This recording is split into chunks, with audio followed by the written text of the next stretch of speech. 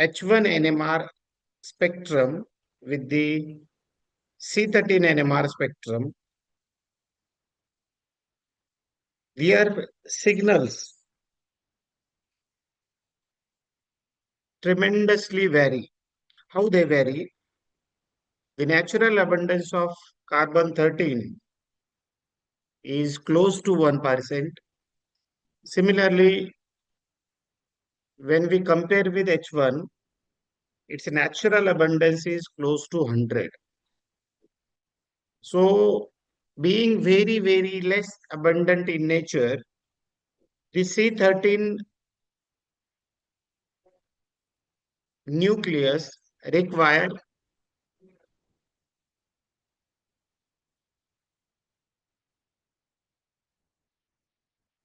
high concentration of the samples.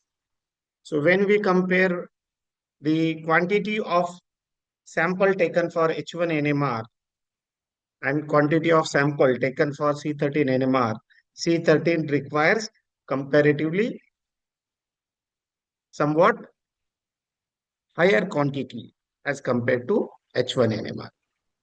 Another important thing, when we compare gyromagnetic ratio of carbon 13 and H1, the gyromagnetic ratio of H1 is 4 times greater than that of C13.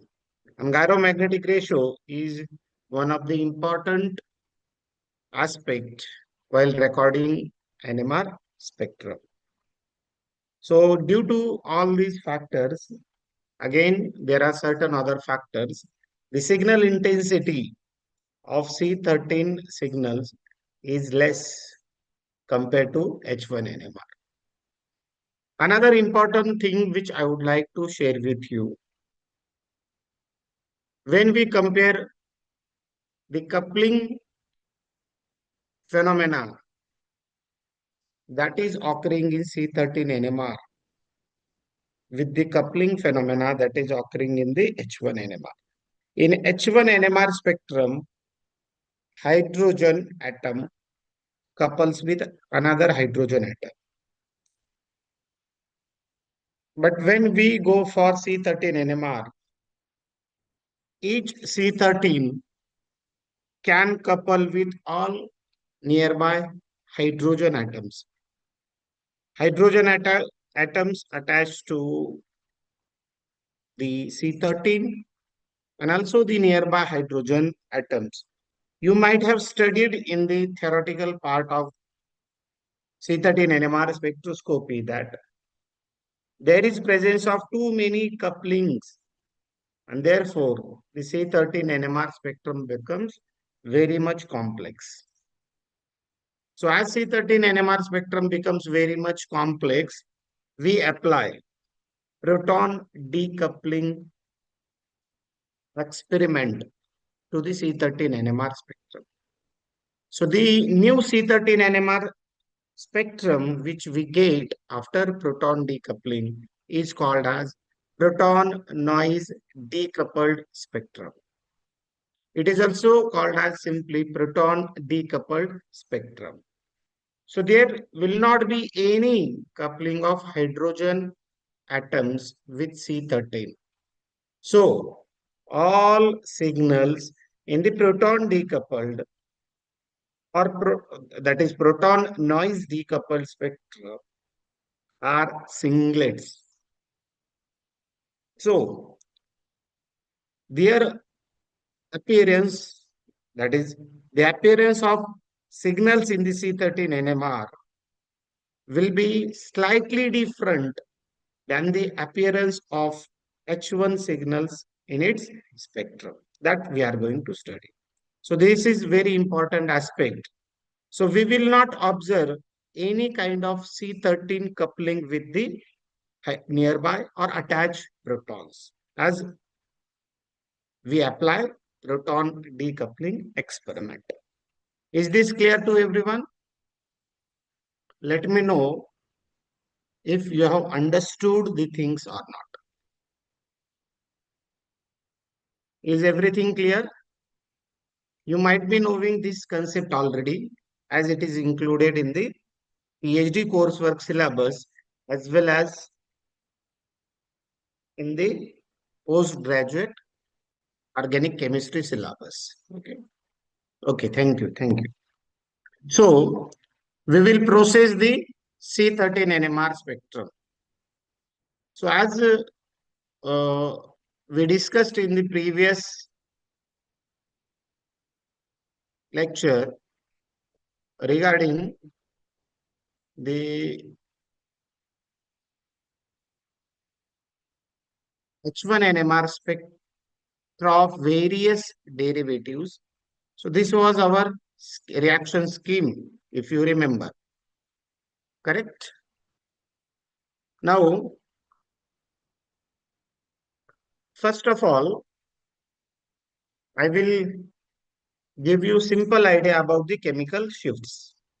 So the conversion of reactant 1 to another reactant, it is also reactant for a second reaction. So reactant that is product, that is 2, labeled as 2.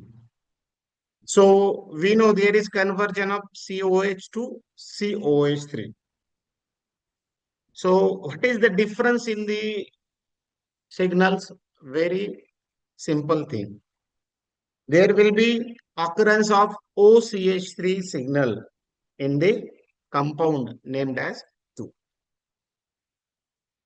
So as we know that number of signals are equal to total types of carbon atoms.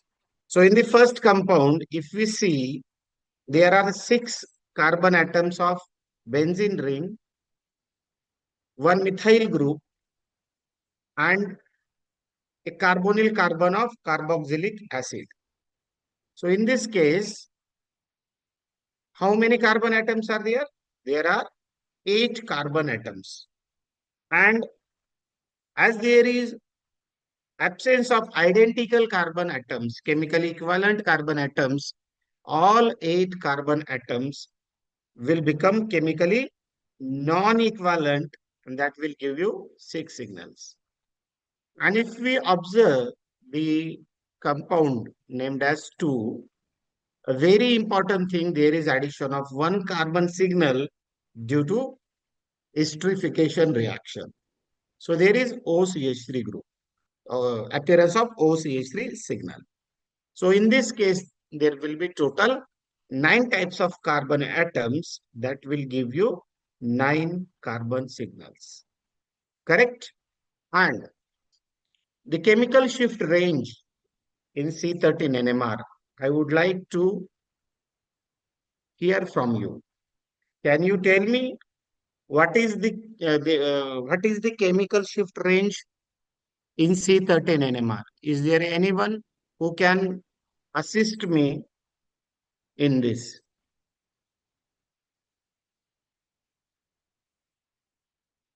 Hello, dear students. Can you tell me the chemical shift range in C13 NMR spectroscopy? So obviously it will start from 0, 0 delta, as 0 is TMS, 0 to 200 ppm. Absolutely right. Correct. And here, importantly, I would like to tell you that the aromatic carbon atoms are in between 100 to 150. The alkyne carbon atoms are in between 70 to 90.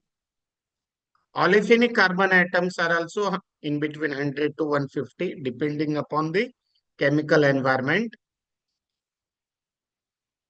The sp3 carbon atoms, without attachment of any electronegative element, appears in between 10 to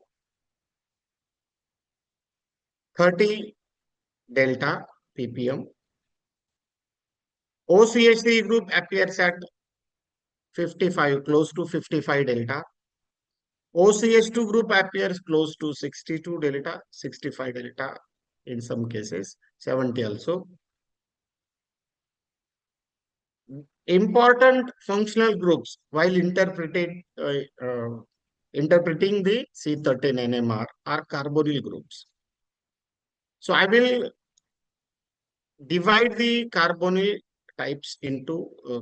groups into three main types: one aldehyde, one ketone,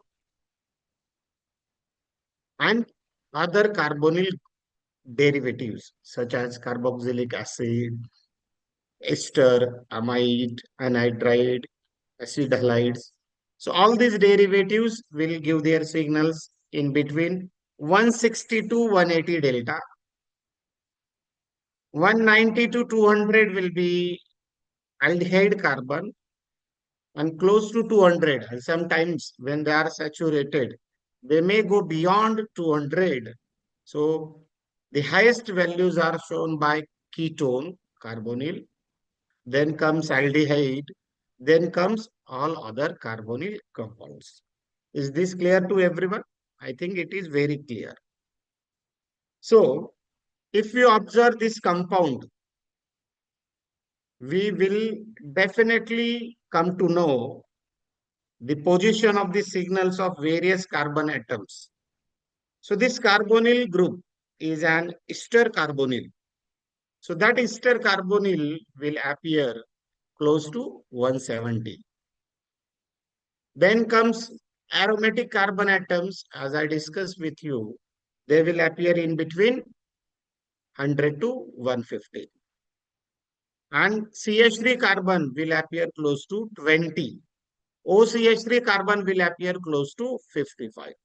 So easily we can label the signal, we can assign the signals to particular carbon atoms.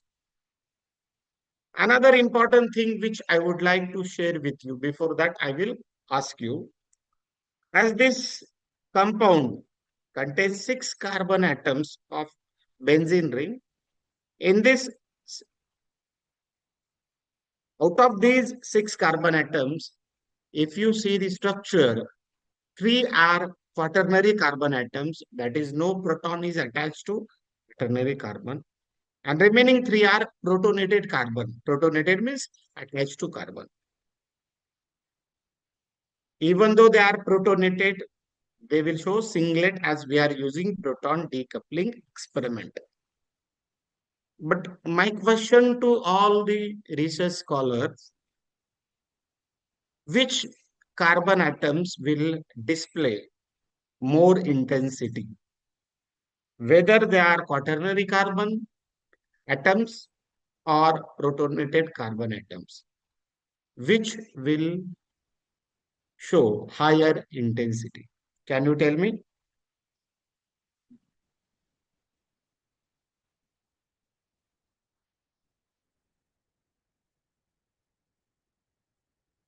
So I am expecting your interaction and participation while discussing the important aspects. So some are replying, others are not replying. So they may not be listening, or they may not be interested. Okay, I will tell you. Protonated carbon atoms show higher intensity, not quaternary carbon atoms. The reason is quite simple.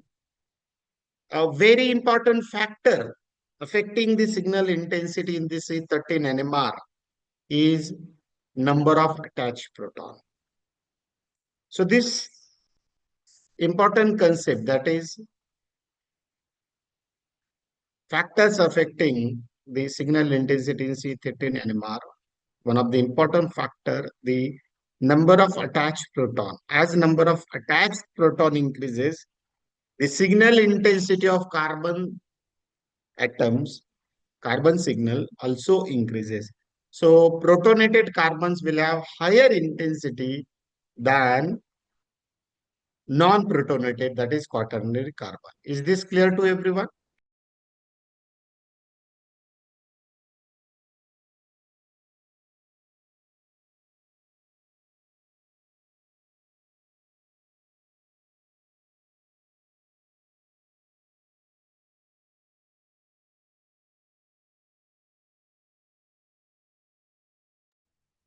Is this clear to everyone that protonated carbon atoms will have higher intensity? I think it is quite clear. Okay.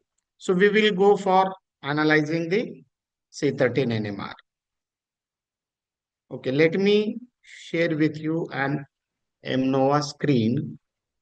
So what I will do, I will go to File, then I will click on Open button, and then I will go to which file? FID file. So let me show you the carbon 13 NMR spectrum of this compound.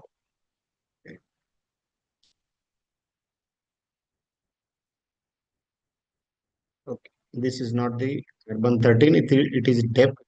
I will discuss depth also if we get the time. Okay, so in this way, I have opened the C13 NMR. Okay, I think screen is clearly visible to everyone, correct? Okay, as I told you that signals in between 100 to 150 are due to aromatic groups.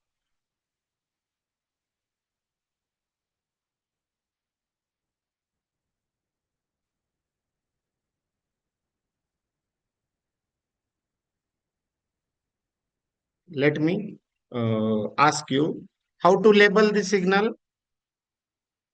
In the previous lecture, I discussed with you labeling the assignments, labeling the chemical shifts. How to label? Can you tell me?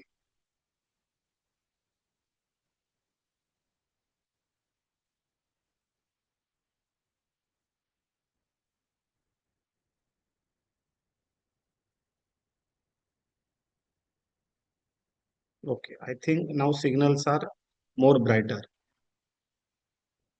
Okay, how to label the signals? Where we have to go? No one is telling. Okay, I will tell you. We will go to peak picking. Peak picking here. Peak picking. We select the area for H1 NMR. For C13 NMR, we don't integrate C13 NMR because integration does not give idea about total number of carbon atoms you might have studied in the theoretical part. So integration is not used, which is used in the C13 NMR. I think this is clear to everyone. So I will go for peak picking. Okay, and that here I will select automatic, which which usually we avoid in the H1 NMR spectra. Now I will select automatic, and you can see the labels clearly. Let me change the color so that it will differentiate from the peaks.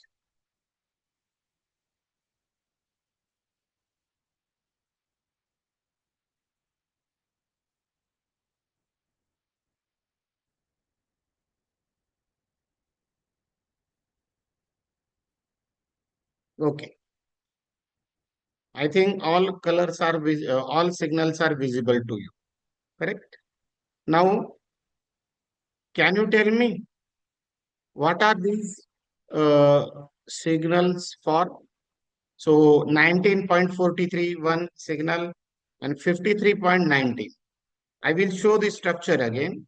So this is our structure. In this structure, we have an CH3 group, OCH3 group. Aromatic carbon atoms are beyond 100. So we have CH3 and OCH3. So definitely these signals, one 19.43 and another 53.19, they belongs to methyl groups. One signal that is 19.43 that belongs to CH3 attached to benzene, and 53.19 belongs to OCH3. I think this is absolutely clear to everyone.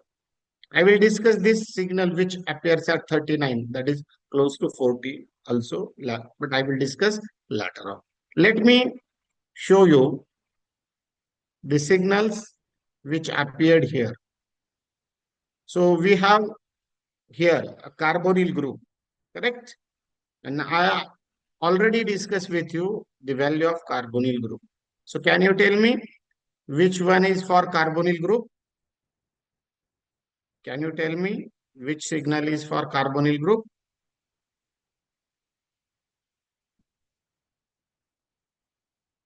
Which chemical should? Which signal is for carbonyl group?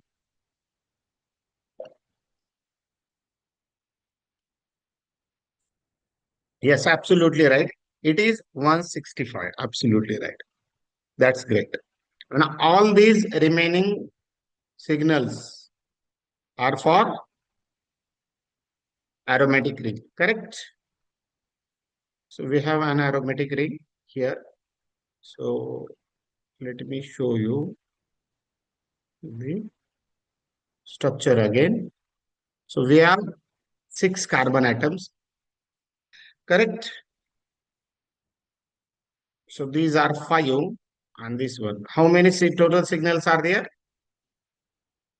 In between 100 to 150, six carbon signals. And that belongs to aromatic carbon atoms, benzene ring, correct? Now, we have six different signals. If I ask you which are protonated carbon signals and which are non-protonated carbon, that is protonated and quaternary carbon signals, can you tell me which three belongs to protonated carbon atoms and which three belongs to non-protonated, that is quaternary carbon? Already I told you the difference in the signals between protonated and quaternary carbon. Is there any student who is carefully listening this lecture?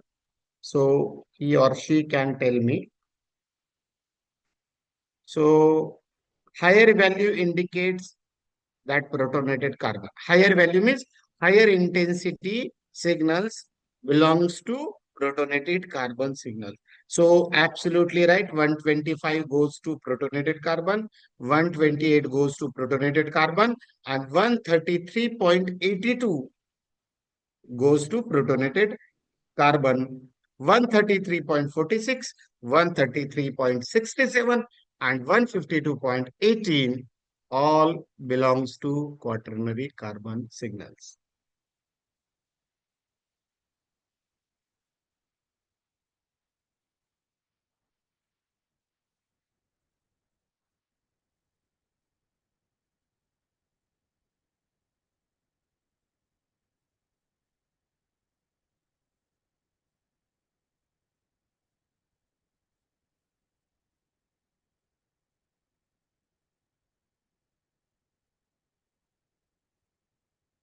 Is this clear to everyone? Is this clear to everyone? My dear research scholars, is this clear to everyone?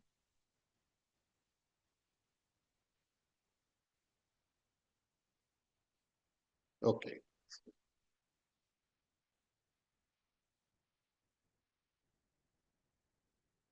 okay. Now, another thing which I would like to ask. This signal at 152.18, signal at 152.18 is the signal which is having highest value amongst different carbon atoms of benzene ring. Can you tell me this carbon belongs to which carbon atom? This signal belongs to which carbon atom from the benzene ring? So we have six carbon atoms. Can you tell me whether carbon atom attached to carbonyl, a carbon atom attached to nitrogen, a carbon attached atom attached to CH3? So out of these three carbon atoms, which is the one, which is the carbon atom that is having highest chemical shift? A very simple question. So simply you have to apply the concept of shielding and de-shielding. So if you don't know, I will tell you. Always remember the carbon atoms attached to electronegative elements. Electronegative elements like nitrogen, oxygen are having highest chemical shift when you compare with other carbon atoms. Now, keep in your mind that whenever aromatic carbon atom attached to nitrogen, it is having chemical shift value close to 150. You have to keep this in your mind. And whenever aromatic carbon atom is having chemical shift value close to 160, that carbon atom is attached to oxygen. Is this clear to everyone? Aromatic carbon atom attached to nitrogen is having chemical shift value close to 150. Aromatic carbon atom attached to oxygen is having chemical shift value close to 160. If you observe the chemical shift value close to 160, you have to make the conclusion that oxygen is attached to carbon, aromatic carbon. Whenever the chemical shift of aromatic carbon atom is close to 150, you have to write down the conclusion that this carbon atom is attached to nitrogen. Okay, everything is clear. Everything is clear, absolutely clear, I think. Okay, so all signals are differentiated. Now, you can see the spectrum is quite clean without any impurity. But if you observe one important signal which is close to 40, it is showing septate. 7-line signal is observed. So you may argue here that I told you all signals in the C13 NMR spectrum are singlets. So how this signal has appeared in the C13 NMR? To which groups this signal belongs? So we don't have such a type of group in our compound. Yes, absolutely, it is solvent peak. Correct? DMSO. Yes, absolutely DMSO. But again, a question arises. As I told you, all signals are singlet. How this septate peak has appeared? Can you guess? We are using proton decoupling experiment and we are getting multiplet. We are not getting singlet. So what could be the reason behind the appearance of septate signal? Yes, it is belong to DMSO, but how this septate has arrived?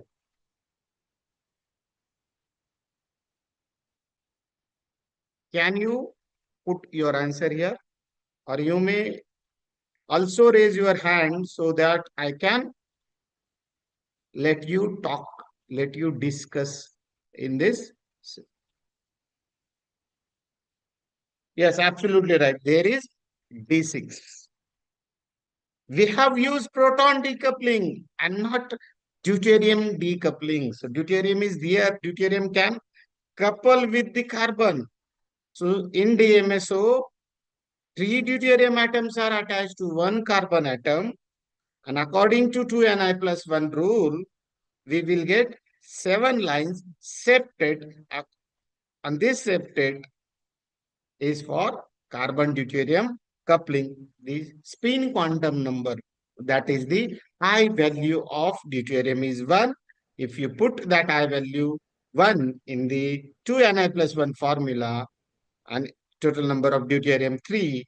So N3I1. So 2Ni plus 1 that will give you 7 lines. So this signal belongs to DMSO D6. So if you have any doubt regarding this spectra, I will try to give you answer for that. If you are not having any doubt, I will discuss next important spectrum. Are you having any concern regarding this?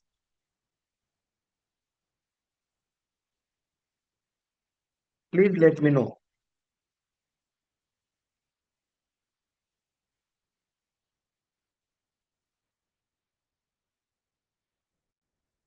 I think there are no questions from your side.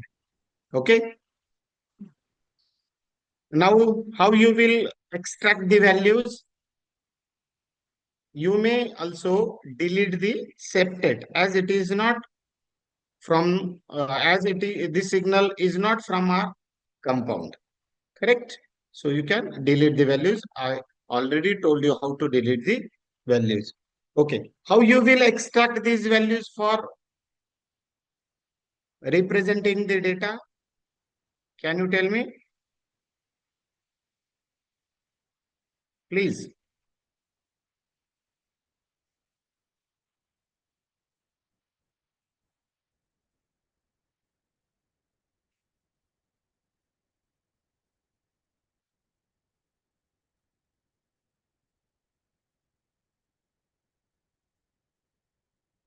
So for that, you have to report the, we will not use multiplet report because we are not using the coupling constants here. So you will go for report data. Where it is available?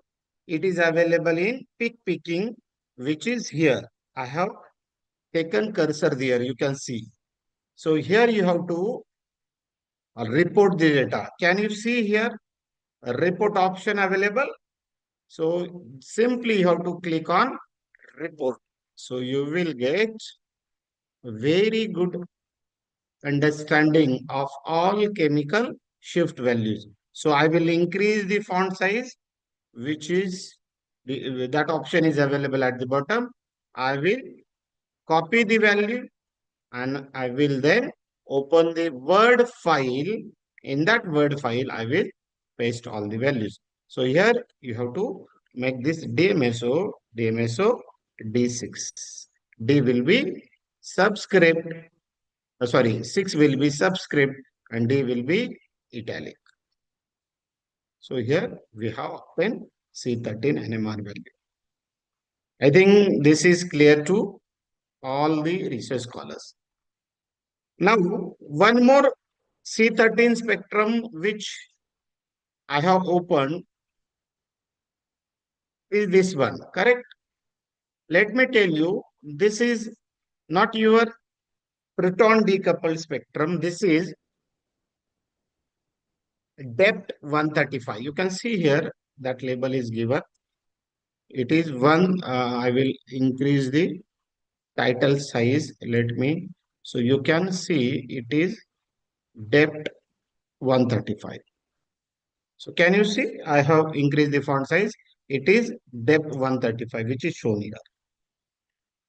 Now, can you tell me what type of signals appear in the depth 135 so that I can discuss with you? Can you tell me what type of signals appear in the depth 135?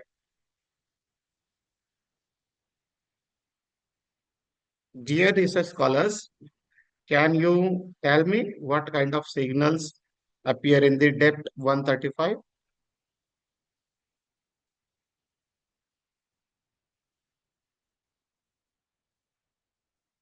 Okay, I am waiting for your answer.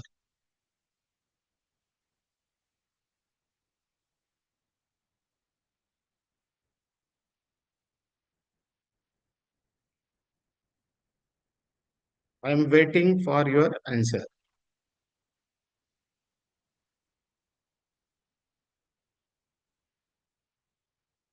No one?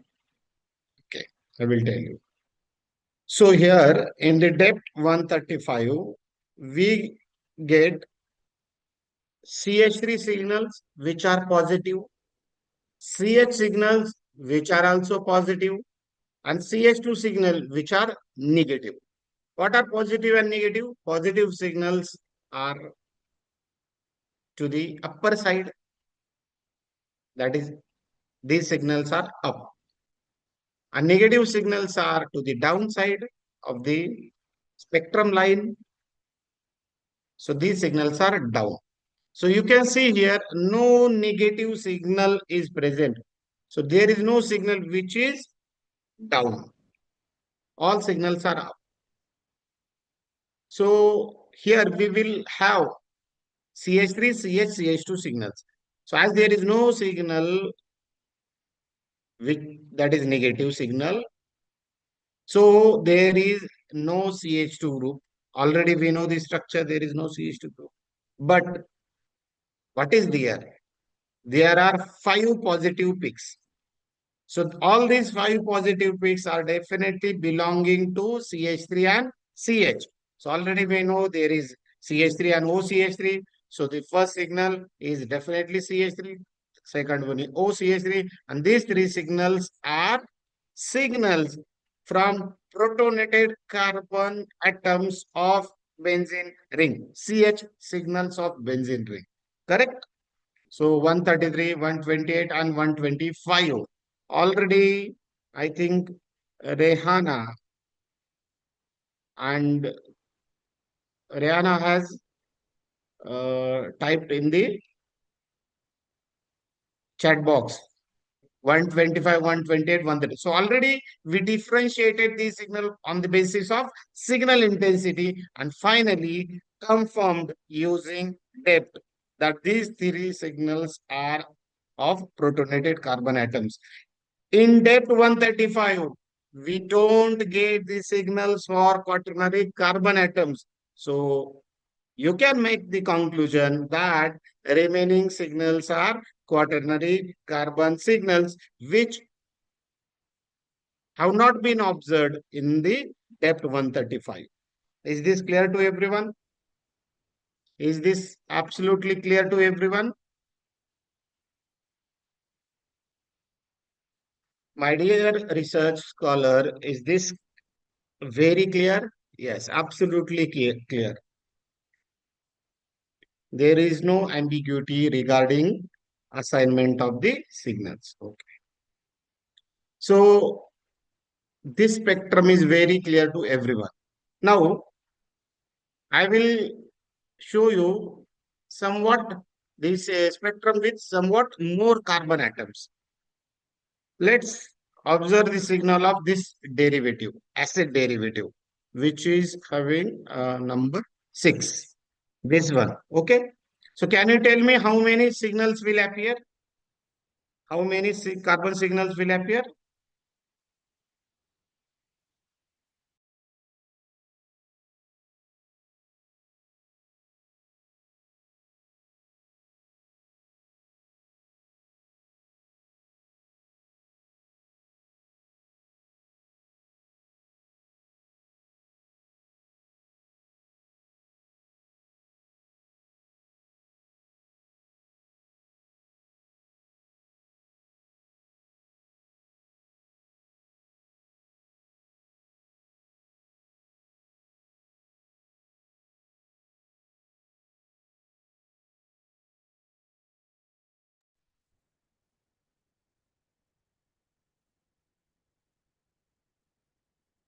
I am asking the signal for last compound, this one. I have taken the cursor on that compound, this one, last compound. Can you tell me total number of carbon signals in the C13 NMR?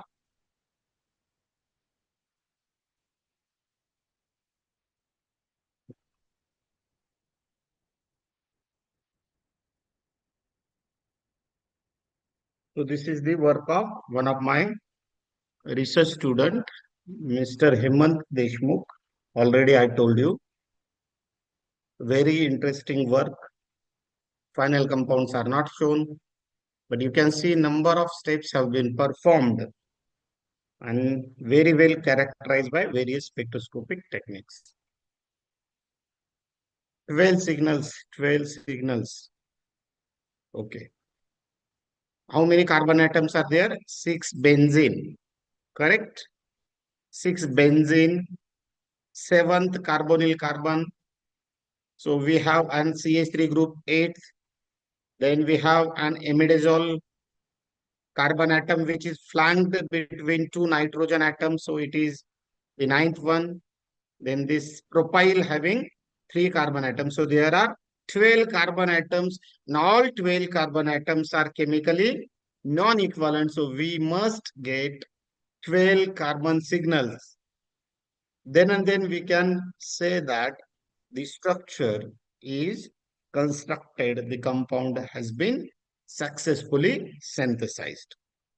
Okay, let me show you its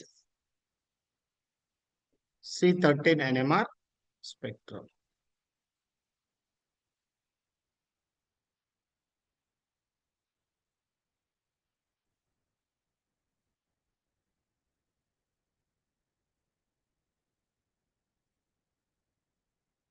We will draw the H1 NMR of that compound also. That is very, very interesting one.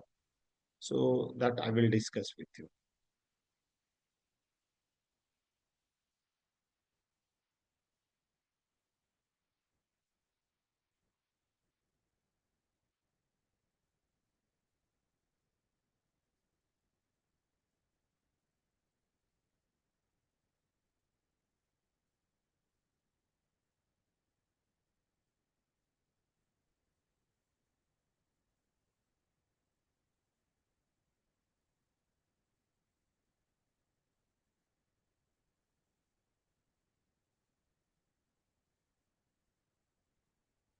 That might not be the spectrum of that compound.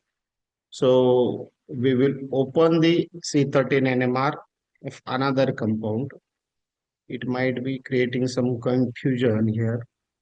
So I will open the structure C13 NMR of compound 4. Okay,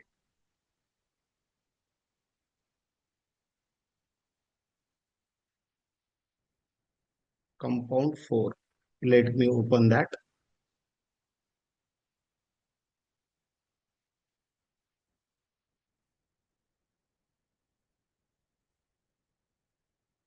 Okay, that's great. Okay, we have the values now here. Again, we will see how many carbon signals are there.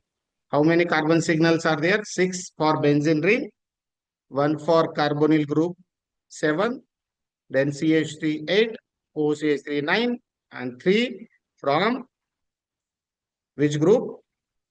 Propyl group. So 12 carbon atoms. So let me label all the signals. Okay. I think spectrum is very clear to everyone. So first of all, we will see saturated portion.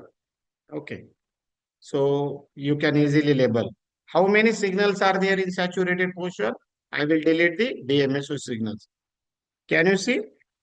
Can you observe how many signals are there? There are total 5 signals. Am I right? So we have 14, we have 18.34, 18.78, 37.67, 53.11. So all these 5 signal belongs to saturated part of the structure. So we have how many carbon atoms in the saturated part? OCH3. Then we have this CH3, which is saturated. That means sp3 carbon atoms. Here we have CH3, CH2, CH2. I think this is clear to everyone. And we will go to the aromatic portion and also and carbonyl carbon. So which one is carbonyl carbon? Can you tell me? Which one is carbonyl carbon? We have two carbonyl atoms. One is carbonyl carbon of amide. Another is carbonyl carbon of ester. So can you tell me which one is for carbonyl group of amide and which one is for carbonyl group of ester? I will I have discussed with you that carbonyl carbon signals appear in between 160 to 180. So if you know the range of chemical shift for ester and amide, you can tell me. Okay, I'm expecting the answer from your side.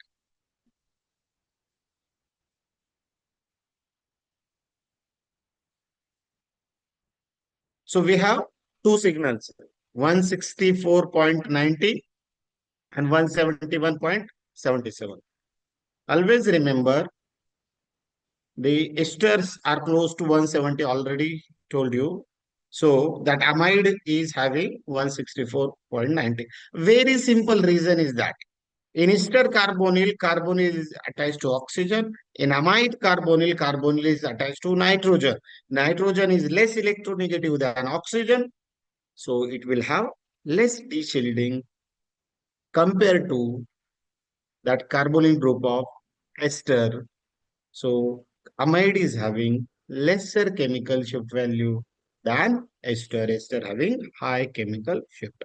So we can easily assign. Now, again, we will go for aromatic region. So higher intensity signals belongs to protonated carbon, lower intensity signal belongs to quaternary carbon. Is this clear to everyone? I think it is absolutely clear, no confusion at all. Now I will show you the depth spectrum of this compound. Very, very interesting. So you can see all the signals which are important in the depth have been observed. Very interesting. Let me labeled all the signal. First of all, what I will do, I will remove the DMSO signal.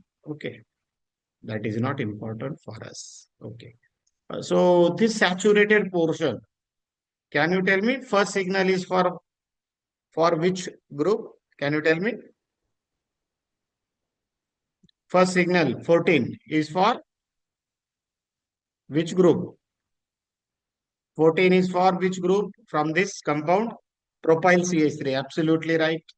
Then we have an sorry, upper signal that belongs to CH3 attached to benzene ring. And very interestingly, you can observe here, there are two signals which are negative, which are down in the spectrum, depth 135. And this belongs to CH2 group, as I told you, correct? So that linkage has been successfully constructed in the compound. So we have CH3, CH2, CH2, correct? Absolutely clear to everyone. And 53 is OCH3. So in this way, we can analyze depth also. Is this clear to everyone? Is this clear to everyone?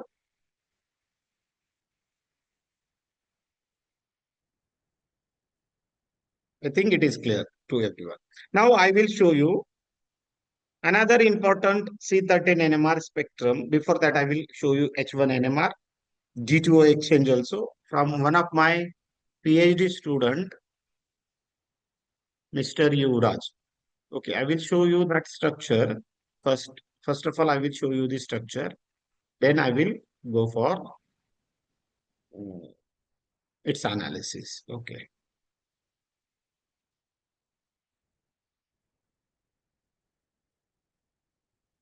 Let me open the file. Give me some time.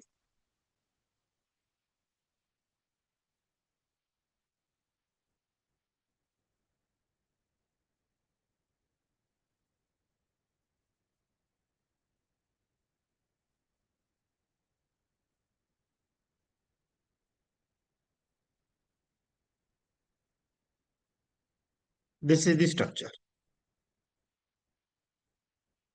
I think screen is clearly visible to everyone. Okay, let me clean up the structure as it is not looking a systematic structure.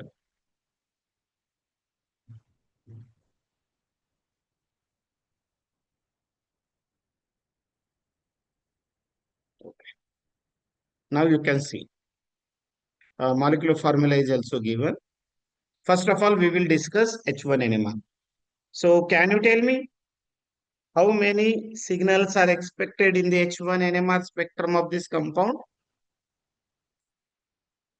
Can you tell me, dear research scholars?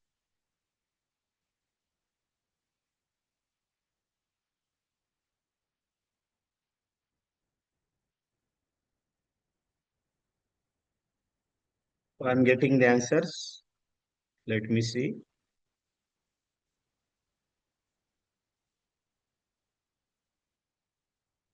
Very interesting H1 NMR analysis. I will show you.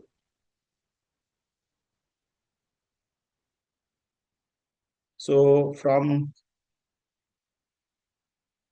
Sagar Shinde, we have obtained the answer, that is 9. From Rehana, it is also 9.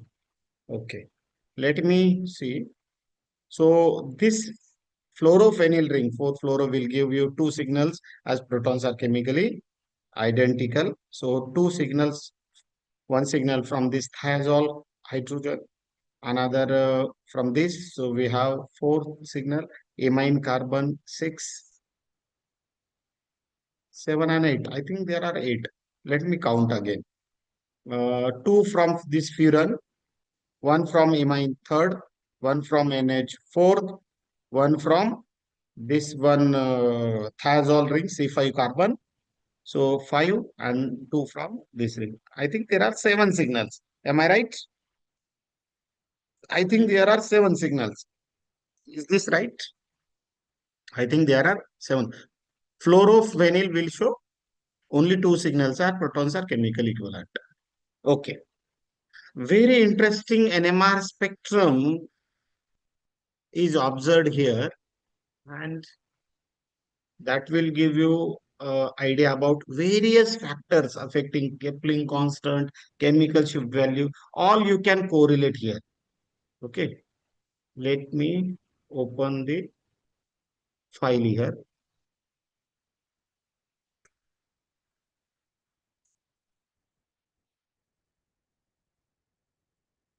Okay. Fluoro and Nova already plotted, I think. So I will not waste your time here. I will directly open that file which is plotted. Okay, this one C13, this one H1 NMR. Okay, very interesting. So what I will do, I will remove all the assignments. So that will lead to correct assignments. Let me delete all the pics, all the integrations. Or you already know the integrations. So need not to delete the values. Okay.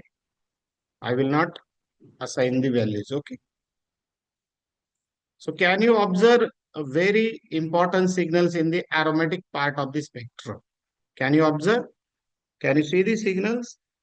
Easily you can observe what type of signals are observed in the spectrum.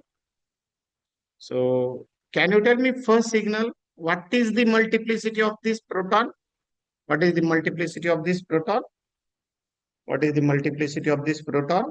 Without labeling, we can easily come to know. What is the multiplicity of this proton? It is doublet with 1:1 intensity ratio. Yes. This one, triplet. This one, singlet. This one, doublet. What about this one? What about this signal? Signal for two protons. Can you tell me this one? What is the nature of this multiplet? What is the nature of the multiplet? It is not doublet. It is doublet of doublet. Yes, absolutely right. It is doublet of doublet. It is not doublet. This is doublet of doublet. 4 lines. It is not quartet. Quartet will have 1 as to 3 as to 3 as to 1 intensity ratio. It is absolutely clear that it is doublet of doublet. Okay. Another important thing which I would like to share with you. What is that important thing? I will increase the intensity so that you can observe. And I will show you very interesting part of the spectrum. Now, if you see the first and the last signal on this page, you can see their exact correlation. Okay. What is that exact correlation? So here we have two lines. Out of these two lines, intensity of inner line is slightly greater than the intensity of outer line. Am I right? See here clearly, you can see. Am I right? Intensity of inner line of the spectrum is slightly greater than the intensity of outer line of that multiplet. Am I right? Is this visible to you, my dear research scholars? Is this visible to you? I think it is visible. Similarly, if you observe the first signal, this one, here, intensity of inner line is greater than outer line. So, what this indicates? This indicates that this signal, this one, and this one, they are having correlation, that the signals are showing roof coupling. You can see there is a roof like this. So one signal like this, another signal like this. So we have a roof, and that roof indicates these protons are mutually coupled with each other. And if you observe the structure of the compound, let me show you that structure. Which protons are coupled? We have what is integration in here for these two proton? Integration of one. Here also we have integration of one. So these signals which are showing doublet, we have obtained two doublets. That two doublets belongs to which protons? We have protons on these two carbon atoms of furan ring. So definitely these are two protons which have shown mutual coupling doublet of two doublets. Is this clear to everyone? Is this clear to everyone? Or you would like to ask me any query? I think there should not be any query. It is quite simple. As simple as doing nothing. Doing nothing is the simplest thing in this world. For some people, it also becomes difficult doing nothing. Okay. Now, another question from the theoretical part of the NMR spectroscopy. What will be the coupling constant range? So we know aromatic protons, whenever they show ortho coupling, they will have orthoprotons, orthocoupled protons. They will have a coupling constant close to 8. Another very important factor affecting the coupling constant values in H1 NMR spectroscopy is ring size, bond angle, which is explained by Karplus curve, Karplus equation. Already you have seen this in theoretical part of the H1 NMR spectroscopy. So as the ring size decreases, the coupling constant values also decreases. So the coupling constant would be very low as compared to orthocoupling of the present in the benzene ring. We will extract the coupling constant. How to extract the coupling constant? Very simple thing. You go to multiplet analysis, then you go to manual. And if I label this as multiplet, you can see it has shown a doublet. Let me increase the size so that you can see this clearly. So I will go to multiplet and then I will increase the font size. Okay, let me take it to 16. Okay, you can see clearly it is a doublet. Similarly, I will assign multiplet. It is also doublet. Now I will report only these two doublet. So only to explain this multiplicity. Can you see the value of doublet and chemical shift values? Dear research scholars, can you see? Okay, let me increase the font size. Give me some time. Okay, I will make the font size equal to, let's take 18. Okay. Can you see the chemical shift? 7.78. It is doublet. J is 3.9 hertz. For one proton, 7.14. Doublet. J is equal to 3.9 hertz. 1 H. Exactly same values of coupling constant indicate they are mutually coupled, as already I discussed with you. Is this clear to everyone? And coupling constant value is quite smaller as compared to the two protons which are coupling in the benzene ring, two orthoprotons, adjacent protons. Is this clear to everyone? I think it is absolutely clear. Need not to repeat this. And other protons, you can see they are available. I will not discuss these two protons, but I will discuss one important proton. So this compound, if you are having an NH group or acidic proton, this is acidic proton. What is the important thing about acidic protons? Acidic proton causes proton exchange reactions. They are quite labile. You might be knowing this thing. And due to their labile nature and proton exchange reaction, the peak width is quite larger. The acidic proton signals in H1 NMR spectrum are broader signal. Broad signals are obtained, and moreover, they are having very, very low intensity. Sometimes they are not observable in the spectrum. So you can, and NH proton signals, which is next to sp2 carbon atom, sp2 atom is beyond 10, sometimes close to 9 also. So here, this value, you can see it is very, very broad. That belongs to NH. Now you can see it is very difficult to assign this value here for NH proton as it is having very, very low intensity. So it is not recognizable. But when you increase the height of the signal, so you can see some portion of that signal. Correct? Now, question arises, how to confirm this whether this signal belongs to NH? How to confirm this signal belongs to acidic proton present in the compound? Can you tell me which experiment can be used to locate the acidic proton signal in H1 NMR spectroscopy? Can you tell me? Can you tell me?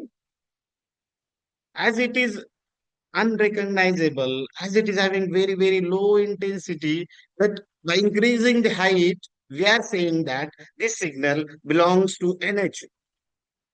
But is this correct? How can we confirm this? Which experiment should be used to, not NOE. NOE is used to find out which protons are in close proximity, which protons are cis or which are structurally close. I think all are PhD scholars. So this is already studied in the TYBSc, MSc first year, MSc second year, MS second year for organic chemistry. Also, it is present in the inorganic chemistry also, second year spectroscopy. No student is able to give the answer. which experiment should be used to confirm acidic proton signals? That is NMR technique. But which type of NMR experiment? Okay, I will give you some time. You think and tell me.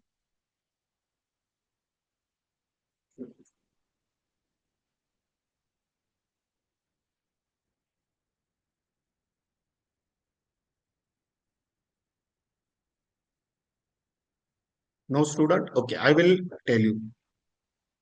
It is D2O exchange experiment. Which experiment is used? D2O exchange. What happens? Listen carefully. When we add D2O in the sample, which is to be analyzed, as acidic protons show proton exchange reactions, that D2O undergo an exchange reaction for an acidic proton, which is present in the compound. So that NH proton, which is acidic, that will be replaced by an deuterium, which comes from D2O. So there will not be any NH in the compound. Let me show you what you will get. Sorry. So this is your structure, correct?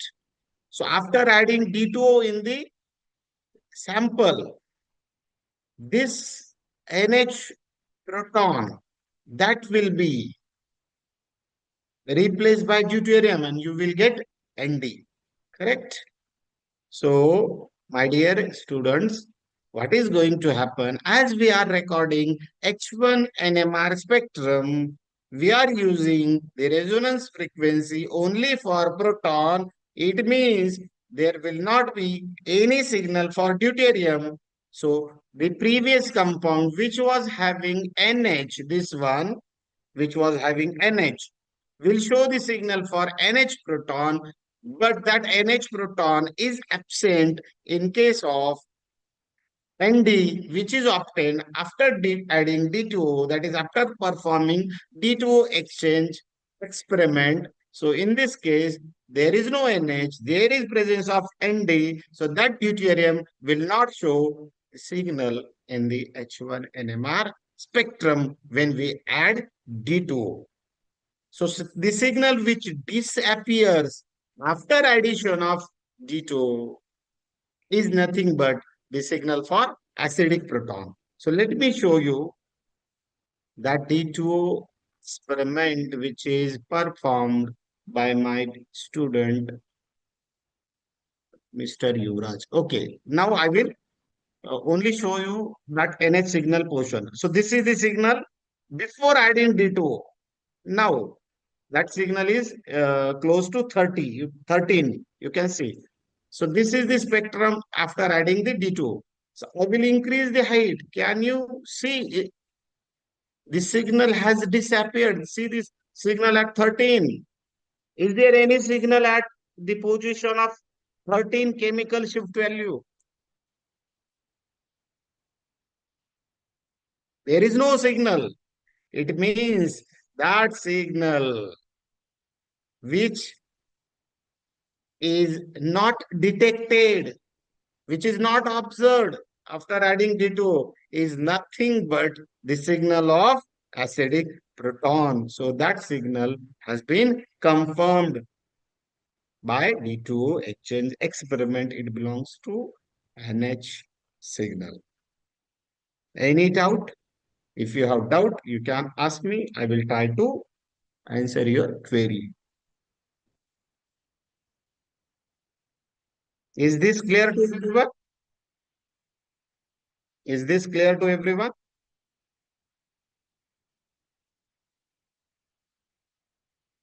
What I am asking, if you are listening the lecture, those who are listening the lecture, you can answer here that this is whether this is clear to you or not. I think it is absolutely clear. Very interesting thing. There are no so many characterization technique, but only the thing is that you must know which technique has to be used. Again, what is important thing? You must have a strong foundation, strong theoretical background. You must have conceptual background of that particular topic. So research is not only the thing which you perform on table. The research starts with your theoretical background. Then and then you can do good research. Okay. So this is clear to everyone, I think. Now I will go for fluorine coupling, or that might may become difficult for you to understand. So I will try to neglect that part. But you can see this is fluorine NMR. Why we have performed this fluorine NMR analysis?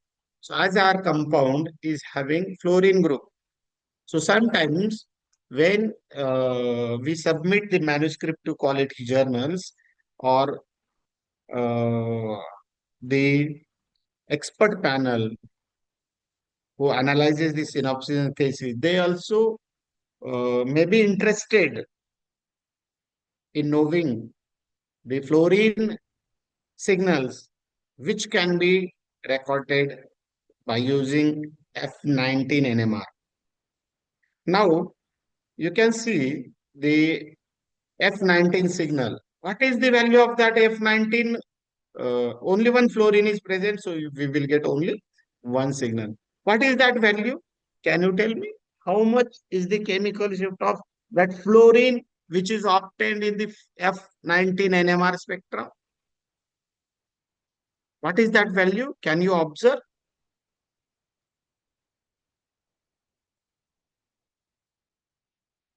It is minus 114. So it is beyond TMS.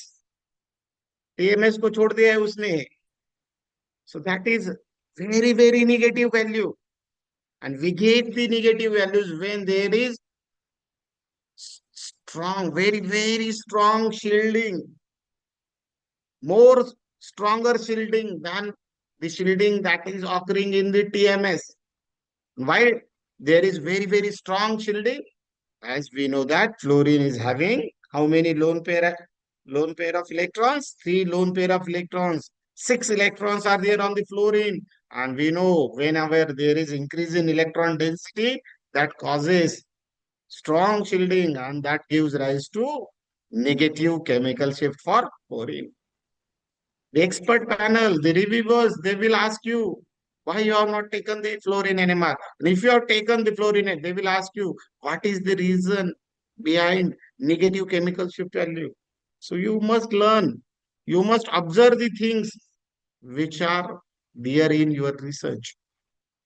Only doing the practical work does not signify your research. That will not increase your depth of the subject. To increase the depth of the subject, theoretical background is the most important thing. And there are so many sources are available to learn these things, but we try to avoid the things. We want the PhD in the simplest way, but there should not be shortcuts. We must focus on theoretical background while doing the practical work, and we must correlate all the things. Okay, so this was from my side. I will stop the sharing, and if you have any questions related to today's topic, I will be happy to answer.